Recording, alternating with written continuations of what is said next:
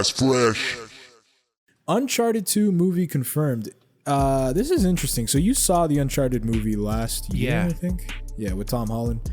And this year. I feel like I'm actually a little surprised with this because I know it says mixed reviews, but I honestly remember just negative reviews.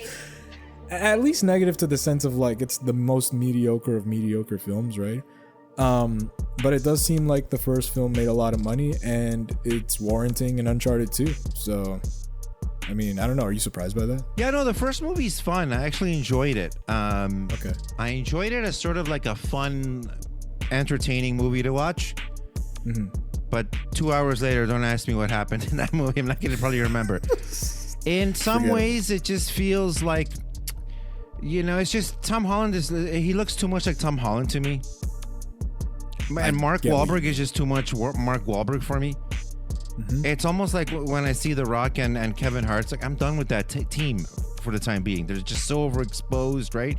You can't get over it. That's where you would almost ask for, a set of no-name actors and stuff like that. But then again, this is Sony Pictures, and this is a really important movie for them, obviously. And so they went with Wahlberg and Holland.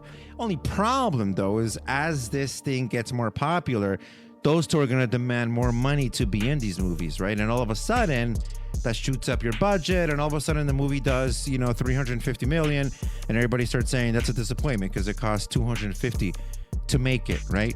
So, and that's a problem that we see all over the place. But it'll be interesting to see. This is another movie that they haven't announced the cast yet. Tom Holland's not signed on. Wahlberg's not signed on. And you know what? If the directors and the producers went crazy and just recast both those people with other nobodies and did sort of a different take or whatever, I think it'd be fine. I don't think anybody would watch it and be like, oh my God, Tom Holland's missing. You'd miss him for like a few minutes, but then you would get on with it, The first movie wasn't bad. It's just, it feels like two actors playing in an Uncharted sandbox, Mm-hmm. And so there's a little bit of that. But it was a fun little movie, but I couldn't remember it. And this was testament because I watched it again this year. It was just randomly on the background, and I ended up just looking over and I realized I'm watching this movie for the first time, even though I'm not. I just don't remember some of these parts, right? But the first movie's got some cool set pieces. If anybody played Uncharted 4, there's some set pieces in there directly from that game that are pretty fun to watch, especially that scene where they're at an auction and they have to stall the auction because they're trying to steal this gimmick that's up for auction, right? So that's in the game. That's a pretty cool little level. So when you do fun things like that, it's cool. So I like the idea of Uncharted 2. Is Sam still in prison? We don't know. Sorry, that's a spoiler. I apologize. Sam is introduced. He's Nate's brother. He's introduced in Uncharted 1, the movie. At the end of the movie, there's a sort of another spoiler. There is sort of an implication that he's still alive. Right, so is Nate's big brother still alive, and what's going to be his impact on the story as we go forward? So, I mean, Uncharted won $407 million that first time around. I would say for its time, it was a surprise, not a surprise hit, but I thought it did okay. You know what I mean in terms of money and stuff like that.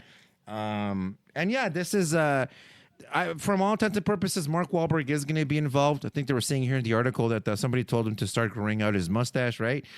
But there's still a lot that we get to see. I hope we see from Uncharted 2 that first scene with the train crashing into the snow.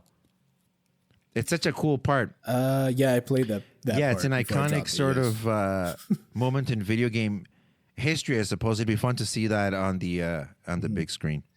In terms of story, how much does the first movie cover in regards to like the games? Oh, I can't remember. I think it covers like different aspects of it from different games, right? Oh, okay. So like from 4, and then there's a little bit from 1, right? Okay, I see. They kind of change up the way that he meets Sully, right? And they change a couple of other little details, right? So it's not a complete rip, but yeah, it's not bad. It's just a fun, stupid movie.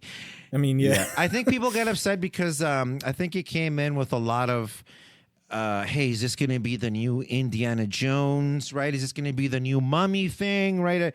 But it ended up just being a fun, stupid summer movie, and I think it's got its place, among sort of like action fans. But we'll see. Until something a little bit more creative comes along, this is sort of what you're left with here. It was a fine movie. I would give it maybe a 6.5 out of 10, maybe a 7, but no further than that. No further than that. No further than that, Your Honor. Damn. When is that coming out? It doesn't seem to even have a release date. Right, so. there you go. Yeah, they're just confirming that it exists. I'm honestly I don't know if I'm shocked. I'm actually surprised that they gave it the go ahead. It just didn't seem like something that would get a sequel, right? Yeah, I just loved Antonio Banderas as like the villain. Thought that was badass. Oh, is he? Okay, yeah, cool. He's one of the heels. That's funny. I only played the first Uncharted game, and after the train level, for some reason in Uncharted 2, I just didn't play any more of it. I don't know why. Yeah. I might get back to that one day.